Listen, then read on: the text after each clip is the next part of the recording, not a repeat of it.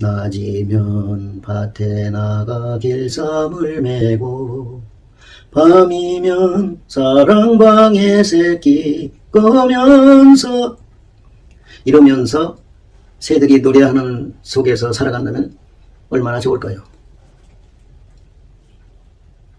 제가 무척 좋아하는 이 노래의 가사 중에 밭에 나가 길쌈을 메고 라는 대목은 어법에 맞지 않는 말이죠. 여성들이 집안에서 모시풀이나 목화나 누에고치로 실을 만들어서 천을 짜는 것을 길쌈이라고 하는데, 이 길쌈을 김 매듯이 매다, 그것도 밭에서, 이런 류의 가사들이 들어 있는데요. 명곡들의 오게티라고 하겠습니다.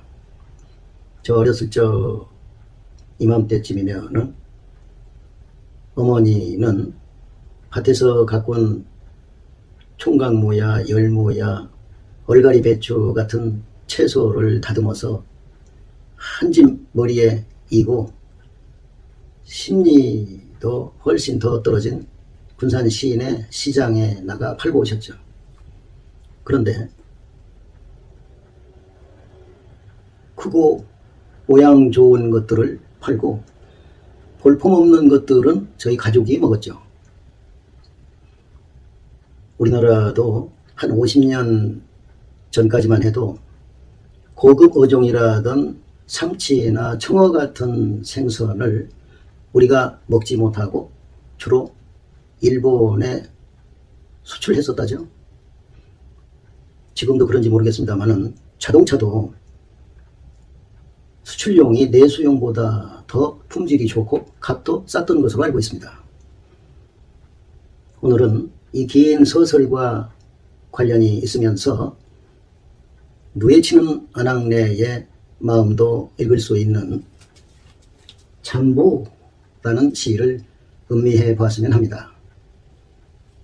누에 잠자, 아내 붙자, 누에치는 아낙네, 이런 의미이겠습니다. 누에 잠자는 이 글자가 본자인데요. 하늘이 내려주신 벌레라는 뜻으로 하늘 전자 벌레 회자를 합해서 간체자나 속자로 쓰기도 하죠. 그러니까 이 글자나 이 글자는 누에를 뜻하는 잠자다, 그런 말씀이죠. 서울에 잠실이나 잠원 같은 지명이 있는데요. 뽕나무, 누에, 양잠, 이런 말과 관련이 있는 동네다, 이런 말이겠습니다. 과거 최고의 옷감은 비단이었죠. 이 비단이 바로 누에고치에서 뽑은 실로 짠 천이죠.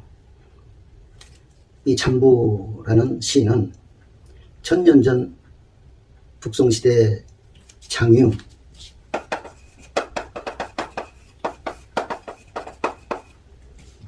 이 장유라는 시인이 지었다는 설도 있습니다만, 이 강좌에서는 출전으로 삼은 고문진보의 무명시, 즉 작자미상이라고 밝히고 있는 바를 따르기로 하겠습니다. 한번 보실까요? 자길 도 성곽하여 어제 성곽에 가서, 이 성곽이라는 말은 도회지를 둘러싸고 있는 성을 의미하기도 하고 성으로 둘러싸인 도회지를 의미하기도 하죠. 여기서는 후자를 따르면 좋겠습니다. 이 도자는 이를 도자죠. 가다라는 뜻도 있습니다.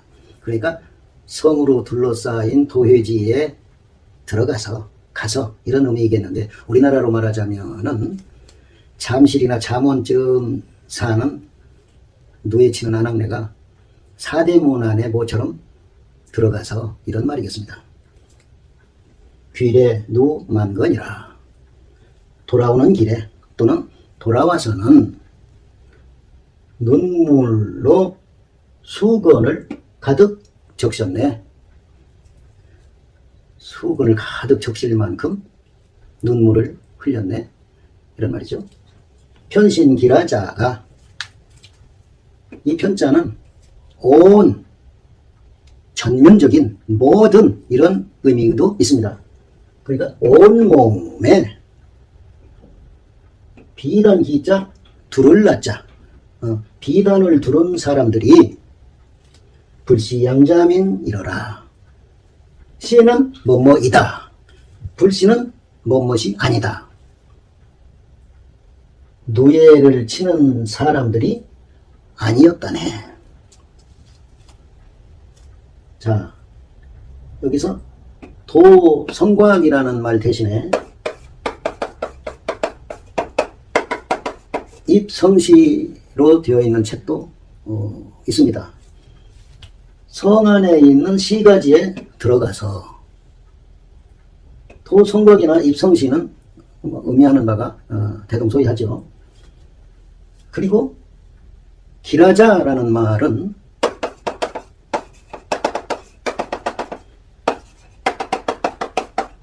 나기자로 되어 있는 책도 들어 있습니다.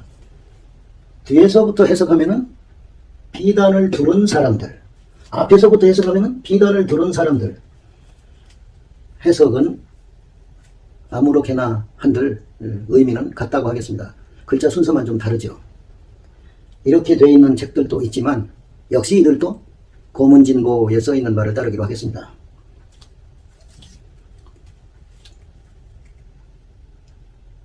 내가 생산한 누에고치로 만든 비단옷으로 치장하고 번화가를 활보하는 장한 사람들을 보니 흐뭇하다, 보람스럽다, 이렇게 생각하기보다는 누에고치를 생산하는 나는 무명옷도 제대로 입지 못하는데 도회지에서 사는 부자들, 고관 대작들, 그의 가족들은 나처럼 땀 흘려 일도 하지 않으면서 호의호식하는구나 하고 서글픔, 박탈감, 허탈감을 느끼는 것이 보통 사람들의 마음 아니겠습니까? 그렇다면 이 누에치는 아낙네가 모처럼 장안에 들어갔다가 번데기 한 줌을 사먹고 돌아오면서 한없이 눈물을 흘렸다는 사연을 이해할 만도 하지 않겠습니까? 그저 순박하고 순수하기만 한 이 아낙네가 자기가 생산한 누에고치로 만든 비단옷을 입고 뽐내는 도회지 사람들을 탓하거나 야속하게 여기거나 저주하거나 하지는 않을 것입니다. 여담입니다만 한여름에 새잡누에가 뽕잎을 갉아먹는 소리는 양락없이 소나기가 세차게 내리는 소리와 같습니다. 어릴 적에 어머니가 누에를 지셨기에 제가 많이 경험했습니다만 별다른 비서법이 필요 없을 정도입니다.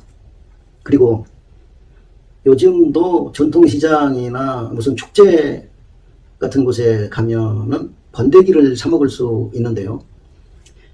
옛날 같지는 않지만 지금도 우리나라에서 누에를 치는 양잡농가가 상당수 있다, 이런 방증이겠습니다. 이 시와 비슷한 메시지를 주는 시 한 수를 더 감상해 보십시다. 서기 800년을 전후해서 살았던 당나라의 이신 시인이 지은 민농이라는 시입니다. 가엾게 여기다 라는 민자에다가 농민이라는 농자를 써서 농민을 가엾게 여기다, 이런 제목을 가지고 있네요. 춘종 일립속 하여 봄에 한 알에 곱식을 심어서 추수 만과자라 가을에 만 알의 열매를 거두네. 사해 무한전이나 천하에 놀리는 땅이 없건만은 농부 유아사라네. 농부는 오히려 굶어 죽는다네. 여기서 이 나달 입자고요. 조속자죠. 창해 일속할 때 조속자인데 깨알보다도 작은 곡식이 조 아닙니까? 그런데 이 속자가 한문에서는 모든 곡식을 대표하는 말로 쓰입니다. 그러니까 조보다는 곡식이라고 새기면 좋겠습니다.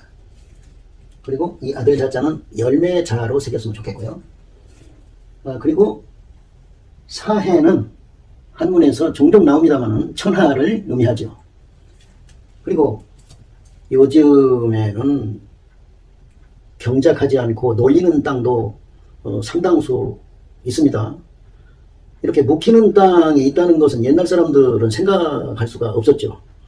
옛날에는 아무리 척박한 땅이라도 농지로 읽을 수만 있다면 계단에서 콩을 씻든 깨를 심든 어떻게든 농지로 활용을 했죠. 그렇게 놀리는 땅이 없었다 이런 말이죠. 한가로운 땅이 농지가 없었다. 이것이 무한전이라는 말이겠습니다. 그리고 봄에 심다, 가을에 거두다.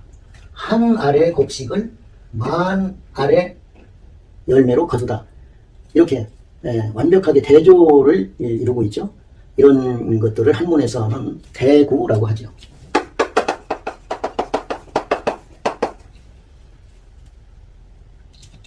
애써 농사를 지은 농부가 고리채야 세금이야 이런 것들로 다 빼앗기고 정작 농사지은 장본인은 굶어 죽을 지경이 됐다.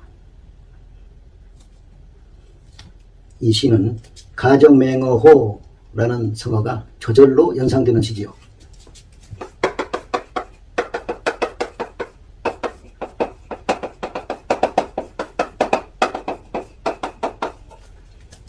가혹한 정치는 호랑이보다 사납다. 가혹한 정치는 호랑이보다 무섭다. 공자가 한 유명한 말이죠. 그런데 이 정치를 뜻하는 이 정자는 세금을 뜻하는 말도 됩니다. 세금을 뜻하기도 합니다. 그러니까 가정맹어호는 가혹한 세금은 호랑이보다 무섭다. 이렇게 새겨도 좋은 말이죠. 죽은 자기 아버지의 비석을 보호하는 건물, 즉 비각을 세운다면서 세금을 뜯은 전라도 고부군수 조병갑이나 가렴주구라는 말이나 전봉준 장군이나 동학 농민혁명과 같은 말들이 연상되는 시이기도 하네요.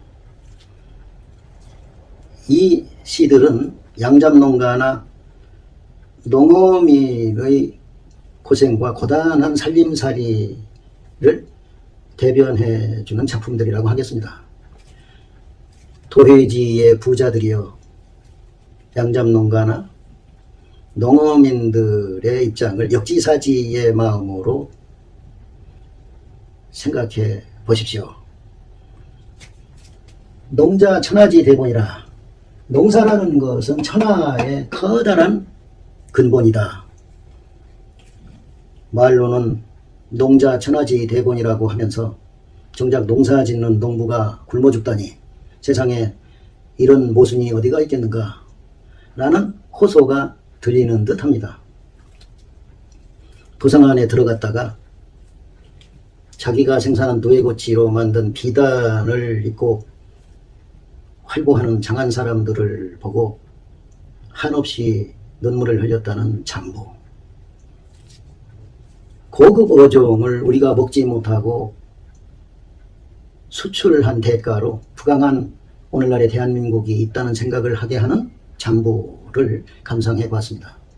아울러 농사 짓는 농부가 애써 농사를 지어놓고서는 고리채나 세금으로 다 뜯기고 굶어 죽을 지경에 이르렀다고 하는 민농이라는 시도 보았습니다. 연관해서 우크라이나 전쟁을 세계의 곡물 가격이 급등한 것을 우리가 보았듯이 기후변화나 세계의 정세가 심상치 않은 시대에는 식량 문제가 무엇보다도 절실한 문제가 될 것이다. 아파트 없이는 살 수 있지만 식량 없이는 살 수 없지 않은가. 아파트 없이는 살 수 있지만 농지 없이는 살 수 없지 않은가. 이런 생각도 해봅니다.